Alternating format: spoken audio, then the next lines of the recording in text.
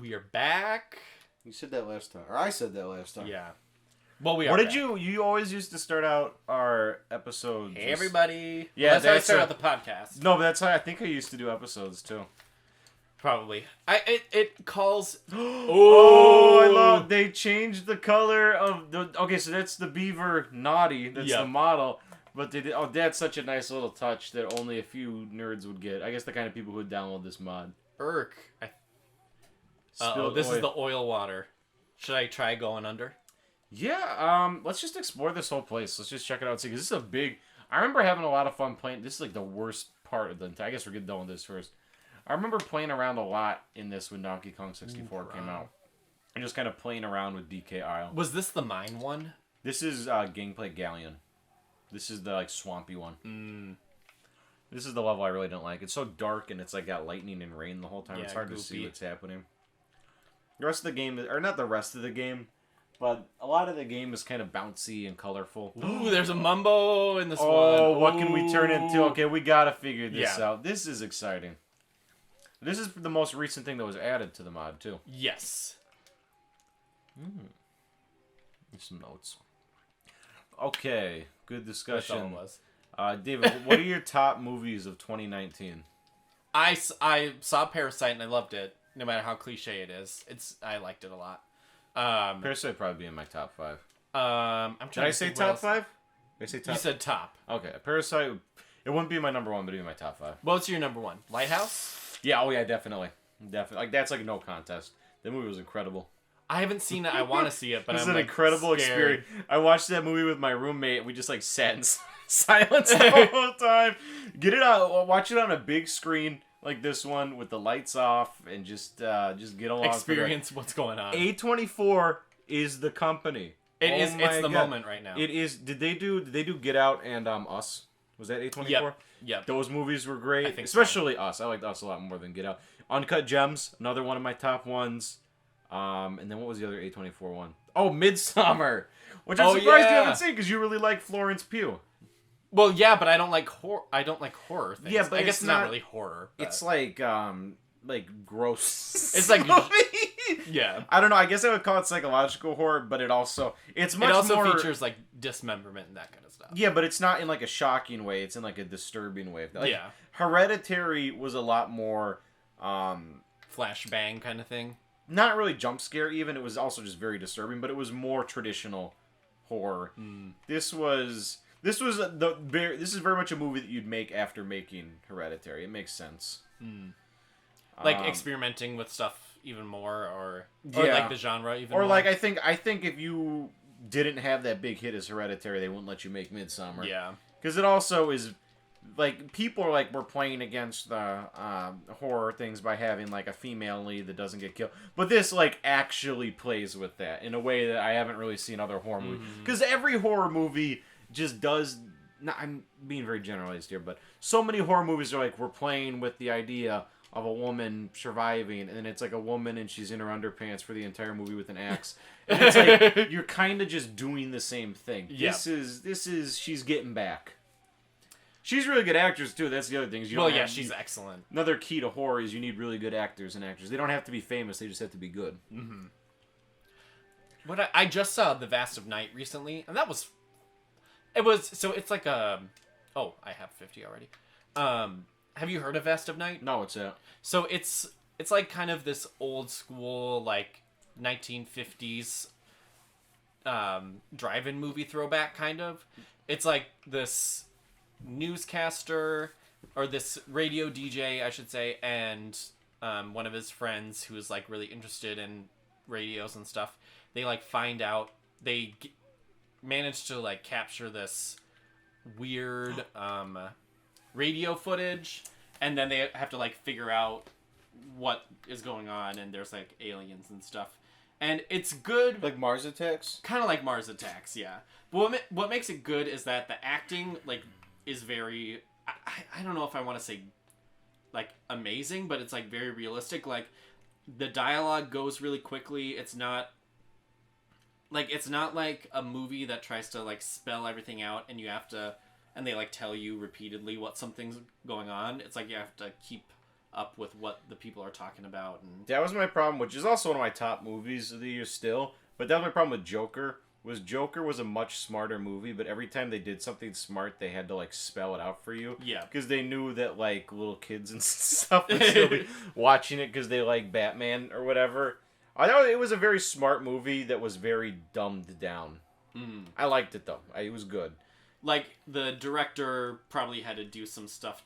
No, like it's Todd Phillips, so I'm not going to assume that he Okay. was like clever. I mean, this is the man who brought us The Hangover Part 2, and The Hangover right. Part 3. So you said it had like untapped potential.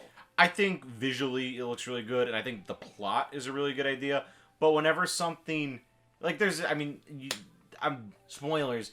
There's a girl in the movie, and it's the girl from Atlanta. She's a really good actress, and Joker's creeping up on her. And there's a certain point where she's just like, "Who the heck are you?" And you're like, "Oh, they were never actually friends. He was just pretending." But they spell it out. They spell out the themes. Robert De Niro plays this really weird character that's like a combination of like I guess like an old school kind of like David Letterman, but also kind of like Jimmy Fallon, but also kind of like Tosh.0. Oh God! Not Tosh. Like he just like they see the video of the Joker and he's like making fun of him and stuff. But I don't know. It's worth watching. It's definitely a cut above any other superhero movie, but it's also a cut below any like legitimate drama that explores mental health. Yeah. So it's somewhere in between, and you got to appreciate. I mean, Joaquin Phoenix is the guy. He's the guy. No, he's great. He is the guy.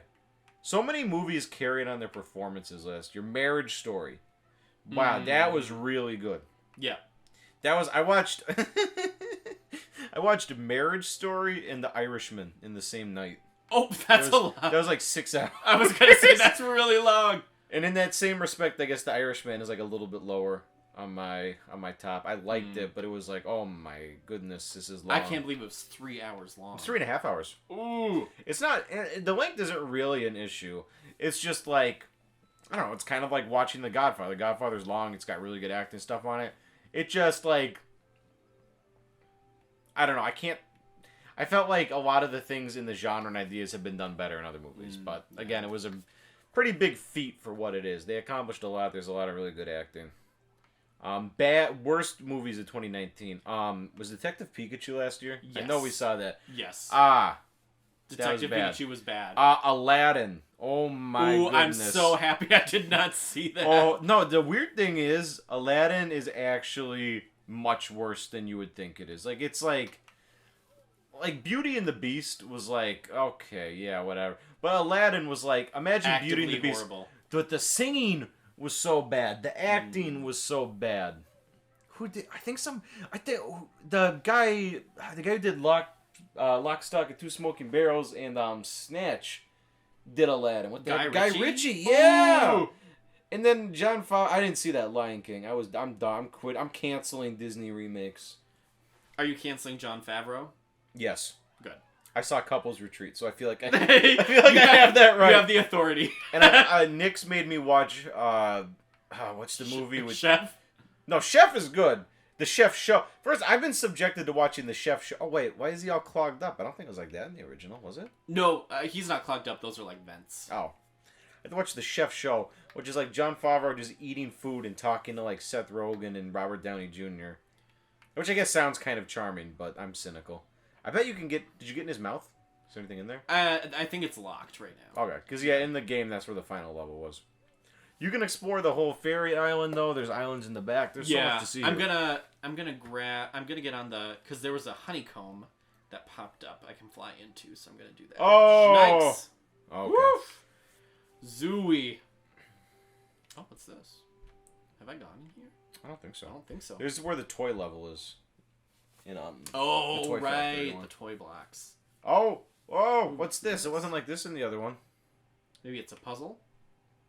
Maybe it's just a tribute. There wasn't even Dixie Kong pads in the game. That's something they must have made, or maybe it was like a beta feature. Yeah, what's the sign say? SCS 49627. What is it? What does SCS stand for? I was about to say Sugar Bush Symphony, but that's not right. 4962-127. It's hard to tell. I don't know if this is the broadcast to No, this needs more experimentation. 4. I will say I don't. Yeah, Kitty. Oh, yeah. So that's obviously not 4. We can play around with this. Maybe figure. A lot of those pads didn't exist in the game because there was no Kitty Kong. No. What are some of the worst movies? Well, Sonic. I saw it this year, but Sonic is one of the worst films I've seen. Sonic was better than Detective Pikachu and Aladdin. No way. You have so much Pokemon bias. You need to collect. There is no way that movie was better than Detective Pikachu. I mean, they're both terrible. It was. And I didn't like it. It had better acting. Jim Carrey and James Marsden are actually good actors. Freaking, we talk about Ryan Reynolds isn't? Talk about Bill Nye, who was so checked out. He has no idea he was what's going so on. checked out of the. I can't even remember what other actor. I honestly, No clue. that Detective Pikachu movie was so boring. Sonic at least had like one part that maybe made me smirk. I can't say Detective Pikachu had that for me. So I just like. I guess I have both films baffle me. I have Sonic bias, so I guess we can't reach an agreement here. I think we can both agree they're both bad. Sonic was like, if I was like 4 years old, I'd love that. I guess I do Detective Pikachu. Yeah, their same. movies. I mean, that's my thing. I keep telling you is Pokemon is for babies now. They make it for like I know little that. toddlers. Well, it's. But I also think like there were some things with Sonic where it was just like, did they really have to make him floss twice? Of course they did. You know what I mean? And he dabbed. I'm pretty sure. Yeah. It was just, and But like, it's the some, thing though. some That's decisions they the, made. It was the just weird like, thing this is though so- that makes sense for Sonic. Sonic has always been chasing the fads and being cringy. That's so true. if anything, like So it's on brand. yeah, that's what Sonic is. Oh, it's like so that little submarine that they have over there that only comes up at the end of the game. And Oh yeah, that's where you do the boxing. yeah. Right. All its faults. I love Donkey Kong 64. I love it. See, I didn't play it when I was a kid, so it was harder for me to overlook them. No, So you your know what I mean? problem is you tried to 100% it. And it's not a game that's to be 100%ed. Yeah, that's true. There's like a solid 20% of the golden bananas are basically impossible. So if you spend your time doing that, that's some on of you. those games just aren't like some of the mini games aren't programmed. But it's meant well. it's meant to be like you pick and choose. I think you only need 100 out of 200. Yeah. So it's like you pick and choose which ones work, and if you play it like that, it's a blast. I think so. I would play it again. If we got time this summer, we should play it for the channel or something. I would play that game again. I would try it again. Definitely without trying to 100% it. I would be down. It wouldn't be that hard either. No, not at all. I'm trying to think what other good movies I saw last year, but I've played more video games than I consume every other media less than video games, so. And that's unfortunate. I'm not the best authority. Considering, I'd like to reiterate that you got the Pokemon Sword and Shield expansion pack. I got it because I wanted to know. I wanted to know what it was, and it's not as bad as I thought. It They was. got Cranky's Lab.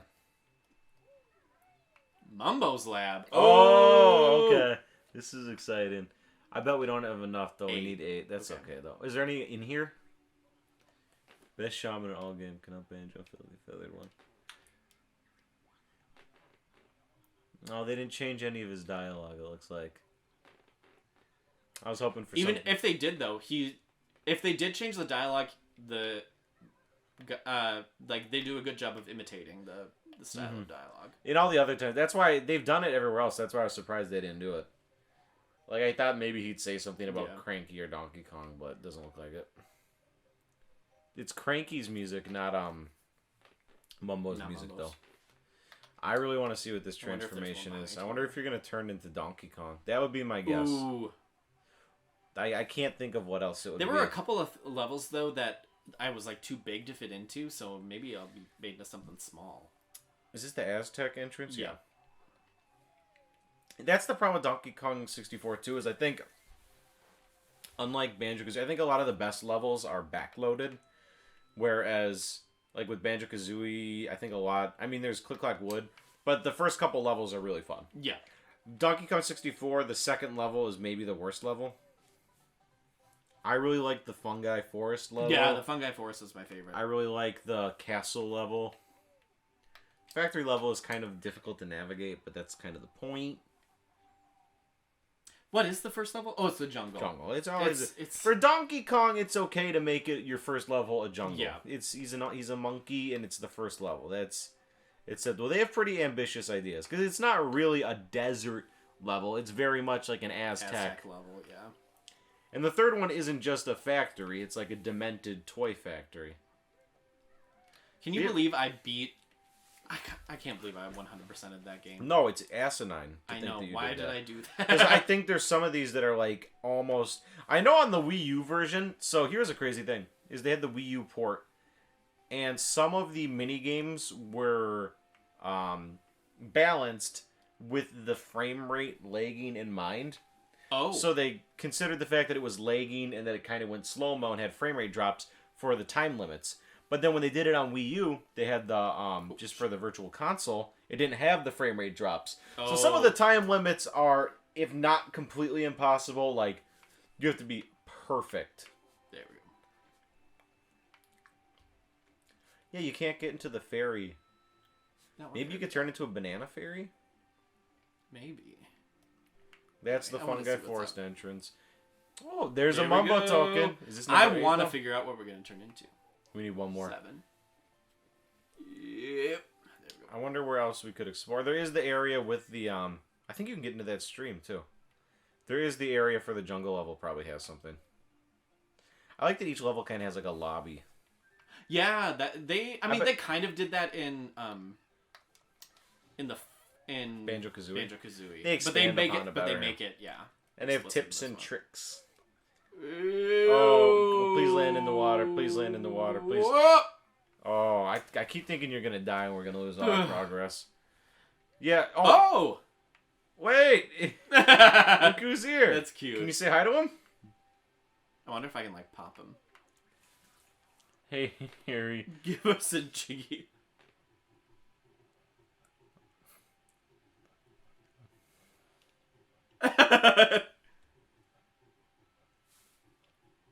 Oh, now that's an interesting touch.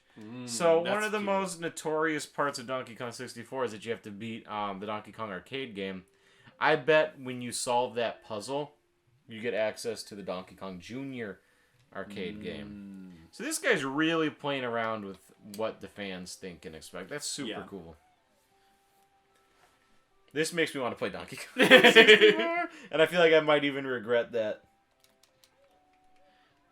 Yeah, it does a very good job of, like, making you think of, like, it's very nostalgic, but, like, not in a very shallow way. No, it's somebody who's obviously played these games lots of times. What are you doing? Oh, it's Conga. Do I have to attack him? Like, in the other game, you just shot you. Oh, you have to go on the other tree and shoot an egg at him. Oh. At least that's what you did in Banjo-Kazooie. Good. Oh my god, I love those. And then we'll go. I remember thinking about when I was a kid, they had those beaver guys, and I liked them so much. I was like, I want to be that. You want to be a beaver? I wanted to be that blue beaver. I wanted Sonic to be my friend, and I wanted to be that beaver. You having trouble here? Yeah. Nah. They could have done it a little closer, but I think this will work. Oh no, the eggs don't go far enough. It might just be there for decoration. Yeah. I'm not going to worry about him right now. I'm hoping there's a Mumbo token in here. Because I want to see what I turn into. That's a cool little, like in having an open world to explore, that's like a cool mission to have, is like find the Mumbo tokens so you can... It's a good way to like incentivize exploration in this mod. Yeah. In a way that's kind of unique to it. And there we go. There we go. I'd really like to see more of this. I mean, this is another... testament that there's like things you can do with 3D platformers that people, I mean, modders are coming up with things that people aren't doing in AAA games right now. Oh yeah, I think one thing that modding lets you do that AAA games don't is that everything doesn't have to like make sense. No, like things can be disjointed in ways that you couldn't get away with, like with a typical mod. But here's the thing: you could get away with that. You just like the rules or the conventions are that you had to. It's like, if somebody did an indie game, you could kind of bridge that. That's true. It could be less contained. It doesn't. I mean, if you're playing a 3D platformer, the narrative and like the logicality of it, I mean, it has to have a cohesive feel, but it doesn't have to be like, you know, literally cohesive. You can come out one hole and come in another. It really doesn't matter. It's Mario Pretend Bear rules. Ooh, I'm excited. Yeah, me too. I want to know what it's gonna. I would understand if it's like the termite. Oh, I hope it's not just one of the ones from Banjo-Kazooie. I hope it's something, but it's not going to be an original model. I was thinking it was going to be Donkey Kong but he's sitting around in the boat. So now, yeah, he's sitting on his keister. Maybe it's one of the little alligators, not from Banjo-Kazooie, but from Donkey Kong. I wonder if other levels have Mumbo. I don't think so. I haven't seen him. This seems like the level that has the most like creativity and effort put into it. Oh yeah. Oh, it's the bee. I like the bee, so that's good. It's classic, but I'm disappointed. Yeah. If it was any of them, I would have chosen the bee, but that's okay. But there's already a flying pad in this level, so I guess you can't fly indoors though. Well, you should look. What are you doing? Oh, what am I doing? There's probably something to find. There probably is. You're right. The spirit is not within me of the 3D platformer. What are we gonna do future podcasts on? I don't know. See, that's what I'm trying to figure out. The problem is that I feel like our tastes in games are somewhat similar, but everybody else's isn't. Oh, you don't need to have everyone for everything. That's the whole true. point. It's more exciting that way. Plus, when you do ones without me, they get showered with dislikes. Oh my god! Oh. What do you think of the fan reaction to your Pokemon podcast? I thought it was funny. I liked it because I like getting attention, no matter what that kind of attention is. You know what I mean? Did you go into Kay Lumsy's house? Who's that? Oh, that's the cage that's tied to him. Oh, you could probably fit into the Fairy Island now. Oh yeah. I can't believe you don't know which area is Kay Lumsy's house in Donkey Kong 64. Kay Lumsy. And you call yourself a gamer. I want to see if there's anything on top of here. We're talking about doing a podcast on Persona 4 versus 5. Yes. Just comparing the two. Well, that one definitely we're going to do. That one's going to come up soon. Because I am playing Persona 4 right now. I'm surprised it's been like 2 days and you haven't beat it all. I've had things to do. It's Father's Day. Got a party with my family and I had to clean up a bunch. Make potato salad. Yeah. Oh. It's not what the... I guess... Oh, it's just... because you're supposed to be tiny. That's why he's big. Because in Donkey Kong 64, you had to shrink yourself to... Mm-hmm. Wait, what's that? You can't shoot or anything, though? No, I can't shoot anything. Maybe I have to... Oh, there's a little extra compartment up here? Tell me there's... Whoa. Ooh, what's this? Oh, I bet you can turn back into one. But this is what you want to do, I think, because I think you can break that brick wall. That's a cool little color thing, because that's something that was never really a mechanic in...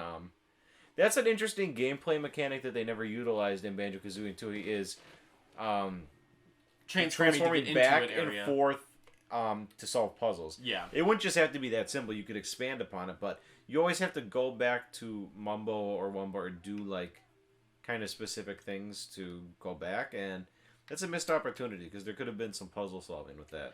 And that would also eliminate some of the time you would need to like go back and forth between the areas. Mm-hmm. Because there were some parts of Banjo-Tooie where it's like, all right, I got to go back to Wumba's hut, then I have to go get Mumbo, and then... What's in here? Oh! It's the golden banana. Oh, I didn't say old banana. Wow, what's this? More useless golden stuff, I guess. My secret golden banana. Congrats. Should we go give it to him? I bet you can't. But... Yeah, I bet. I think there's one other area that was small. Oh yeah, the castle area. I have to become small to get into that one too. We'll probably check that out and then call it. We've been going for a while. Is this gonna be a little bit longer of an episode? We'll be fine. Don't matter. We don't have any rules. That's true. We're podcasters. We're throwing out the rule book.